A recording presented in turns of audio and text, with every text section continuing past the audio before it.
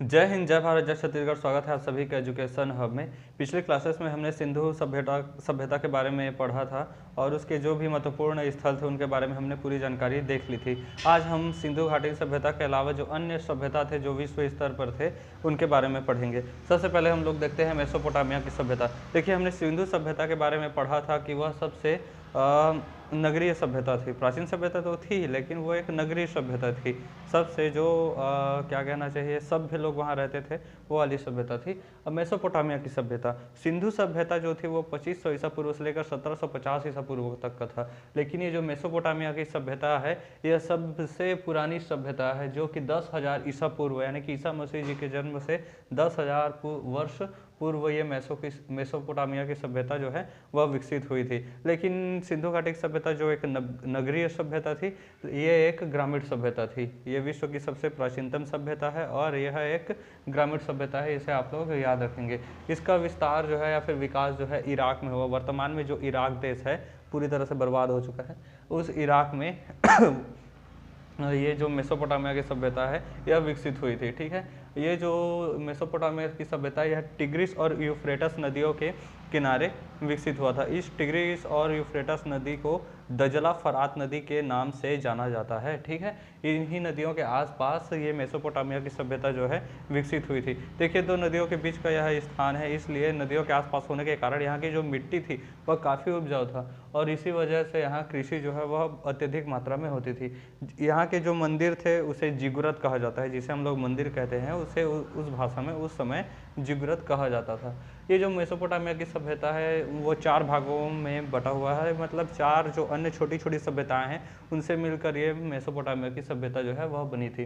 जिसमें पहला है सुमेरियन की सभ्यता, दूसरा होता है इसमें बेबीलोन की सभ्यता। बेबीलोन वही है जिसमें झूलता हुआ बगीचा के लिए प्रसिद्ध है। वो धमाल पिक्चर आप लोगों ने देखा होगा जिसमें संजय दत्त जो है एक 2 बच्चों के जो गाड़ियाँ बस था पिकनिक जा रहा होता है, वो वाले में गिर जाता है पहाड़ में, वहाँ पर लटका हुआ होता है। तो बोलता है कहाँ हो करके, तो बोलता है इसी में हैंगिंग गार्डन में लटका हुआ। तो उसका मतलब ये होता है झूलता हुआ बगीचा में लटका हूँ। वो बेबीलोन में ही है। ठीक है, ये जो बेबीलोन था अभी 2008 में जो है ना विश्व के 7 जो आश्चर्य को मतलब बदल दिया गया है। उसमें ताजमहल वगैरह को, चीन की दीवार को, ये सबको शामिल किया गया है। लेकिन उससे पहले जो 7 आश्चर्य थे उसमें बेबीलोन का ये झूलता हुआ बगीचा वो शामिल था। ठीक है, और इसके अलावा कैल्ड्रिया जो है, कैल्ड्रिया की सभ्यता इसमें था और चौथा है सीरिया की सभ्यता। तो ये 4 सभ्यता, सुमेरियन की सभ्यता, बेबीलोन की सभ्यता, कैल्ड्रिया की सभ्यता और सीरिया की सभ्यता, इन 4 सभ्यताओं से मिलकर यह बना हुआ है। सिकंदर जो है, सिकंदर अलेक्जेंडर, वो उसने इस मेसोपोटामिया की सभ्यता को पूरी तरह से समाप्त कर दिया और इन लोगों पर ग्रीक सभ्यता को होने थोप दिया। हालांकि 10,000 ईसा पूर्व से लेकर मतलब ये 400 ईस्वी तक, ईसा मसीह जी के जन्म के 300 साढ़े 324-25 साल तक और चला था। ठीक है, मतलब 10,000 ईसा पूर्व, मतलब ये 13,000 के आसपास साल तक, या 1300 सालों के आसपास यह चला था। 10,300 सालों के आसपास चला था। तो सिकंदर जब आया 324-25 ईस्वी में, उस समय इसने फिर इस सभ्यता को समाप्त कर दिया। अगला देखते हैं मिस्र की सभ्यता। मिस्र की सभ्यता जो है वो है 2100 ईसा पूर्व से, मतलब जो समय है उसमें मिस्र की सभ्यता जो है विकसित हुई थी। मिस्र की सभ्यता जो है वह मिस्र के रेगिस्तान में विकसित हुई थी। मिस्र का जो एरिया है वो अफ्रीका में है और अफ्रीका में अधिकतर जो सहारा रेगिस्तान वाला एरिया है वहाँ पर मिस्र स्थित है। तो मिस्र के रेगिस्तान में यह सभ्यता विकसित हुई थी और नील नदी के तट पर यह काफ़ी फला फूला था। देखिए, कोई भी नदी होता है ना, उसके आसपास जो भी शहर या सभ्यताएं बसते हैं वो काफ़ी विकसित हो जाती हैं। इसी वजह से है अधिकांश सभ्यता है ये देखेंगे सिंधु सभ्यता, सिंधु नदी के तट पर। मेसोपोटामिया की सभ्यता जो है वो टिग्रिस यूफ्रेटस नदी के तट पर ऐसे बसा हुआ है। उसी प्रकार मिस्र की जो सभ्यता है वह नील नदी पर बसा हुआ है। इसका जो विस्तार है, विकास है, वो राजा फिरौन जो है वो मिस्र के एक राजा थे। उनके नेतृत्व में जो मिस्र की सभ्यता है काफ़ी विकसित हुआ था। मिस्र के जो लोग हैं काफ़ी विद्वान, पढ़े लिखे, मतलब उस समय के थे। इनका रसायन शास्त्र काफ़ी दृढ़ था। इन्हें ही रसायन शास्त्र का जनक कहा जाता है। आप लोग देखेंगे इस प्रकार से एक आकृति वाला बहुत बड़ी बड़ी इमारत एक होता है, उसे कहा जाता है पिरामिड। ठीक है, पिरामिड आप लोग जानते ही होंगे। तो ये जो राजा फिरौन है ना, उसके समय पर यह काफ़ी विकसित हुआ था। इन लोग का रसायन शास्त्र इतना दृढ़ है कि इन्होंने मम्मी का मतलब निर्माण किया था। मम्मी ऐसा होता है कि मरने के बाद लोगों के जो शव होते हैं उस पर लेप लगा दिया जाता है, और लेप लगाने के बाद उसकी पट्टी लगा दी जाती है, और वो काफ़ी हज़ारों लाखों साल तक आज भी ये जो राजा है ना फिरौन, उसका मतलब मम्मी जो है वो आज भी इन्होंने सुरक्षित करके रखा हुआ है। मिस्र में म्यूज़ियम जो है गीज़ा में, वहाँ आप लोग जाकर देख सकते हैं। ठीक है, यहाँ के पिरामिड जो होते हैं इस प्रकार से वो काफ़ी फेमस होते हैं, और जो इंसान होते हैं वो छोटे छोटे होते हैं। ये ना पिरामिड जो होते हैं काफ़ी बड़े होते हैं, देखने पर ऐसा लगता नहीं, लेकिन टावर के जितने बड़े बड़े होते हैं। ठीक है, और ये पूरी तरह से पत्थरों को जमा कर ही बनाए गए होते हैं। उस समय की कलाकृति मतलब सोचने पर ही मज़ा आ जाता है। सूर्य कैलेंडर मतलब सूर्य भगवान के उगने पर से लेकर डूबने तक की जो है वहाँ तक मतलब सूर्य के हिसाब से 365 दिनों के हिसाब से इन लोगों ने कैलेंडर विकसित किया था, उसे सूर्य कैलेंडर के नाम से जाना जाता है। ठीक है, तो इतना याद रखेंगे। रसायन शास्त्र इन लोग का दृढ़ था। गीज़ा का पिरामिड, बहुत सारा पिरामिड है वहाँ, वो काफ़ी फेमस है। इन्होंने मम्मी का आविष्कार मतलब किया, लेप लगाकर शवों को सुरक्षित रखने वाला। और पिरामिड का जो चलन है वो इन्होंने ही शुरू किया था।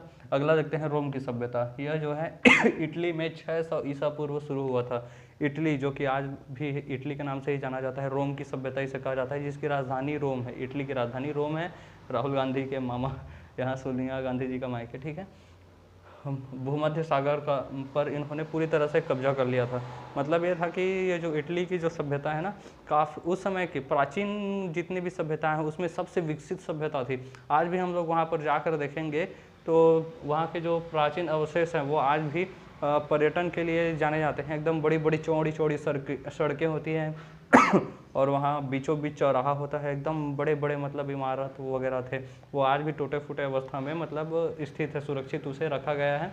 और कहने का तात्पर्य है कि जो रोम की सभ्यता है वह इन सारी सभ्यताओं में सबसे विकसित था, सबसे सभ्य सभ्यता ये था। ठीक है, और इसका विस्तार इतनी तेज़ी से हुआ कि जो अफ्रीका और यूरोप के बीच में जो भूमध्य सागर है, अफ्रीका और यूरोप के बीच में जो पानी वाला क्षेत्र है उसे भूमध्य सागर के नाम से, मेडिटेरेनियन सी के नाम से जाना जाता है।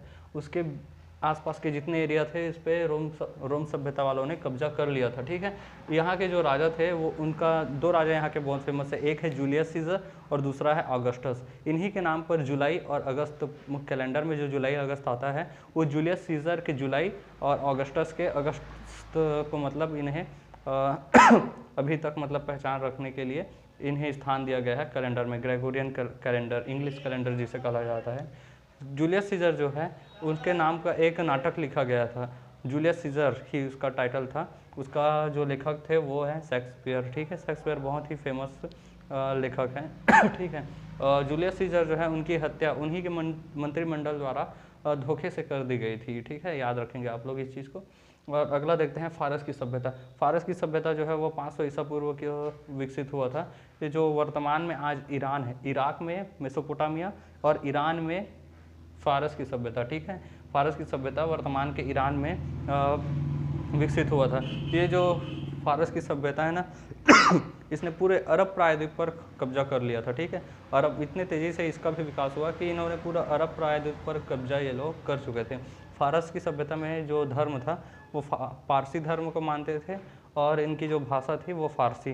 कहते हैं ना, हाथ कंगन को आरसी क्या और पढ़े लिखे को फारसी क्या, तो वही वाला फारसी। ठीक है, तो और सिकंदर जो था, सिकंदर महान अलेक्जेंडर, इसने मेसोपोटामिया की सभ्यता को ख़त्म कर दिया, ग्रीस की सभ्यता को थोपा, और उसी प्रकार से इसने जब वे आगे बढ़ा, ईरान से आगे बढ़कर जब इराक पहुंचा तो फारस की सभ्यता को भी इसने समाप्त कर दिया, और वहाँ भी अपने ग्रीक की सभ्यता को इसने थोप दिया।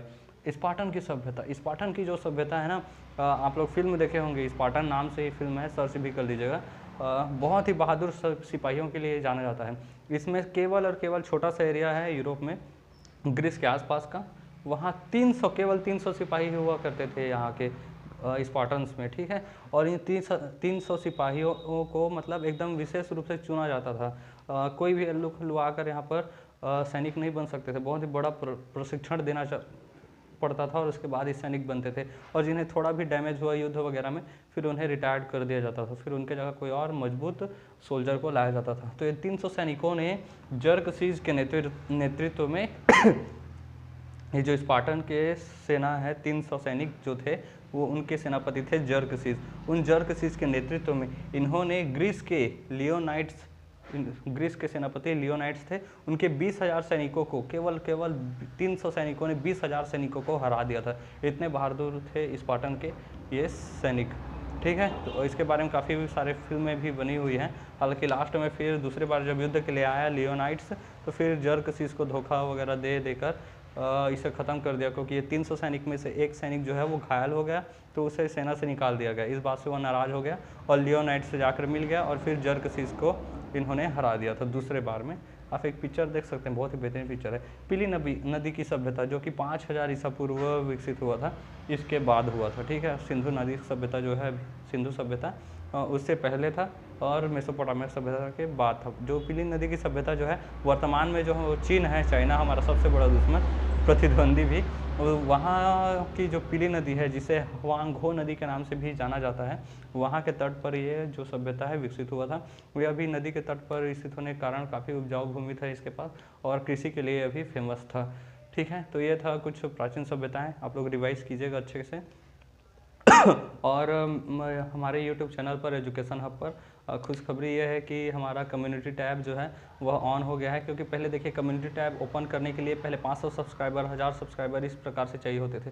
उसके बाद हुआ ये कि कम्युनिटी टैब के लिए YouTube को मैसेज करना पड़ता था, लेकिन अब ऐसा कुछ नहीं होता है। जिनको लगता है कि YouTube मतलब इनका चैनल ग्रो करेगा या फिर जैसा भी, तो YouTube अब उसे खुद ही कम्युनिटी टैब दे देता है। तो हमारे चैनल को 2-4 दिनों में के अंदर ही मतलब YouTube ने कम्युनिटी टैब दे दिया है। 3-4 दिन हो गया है और पिछले 3-4 दिनों से क्लासेस नहीं आ रही थी, उसके लिए क्षमा चाहूँगा, मैं थोड़ा व्यस्त था, ठीक है।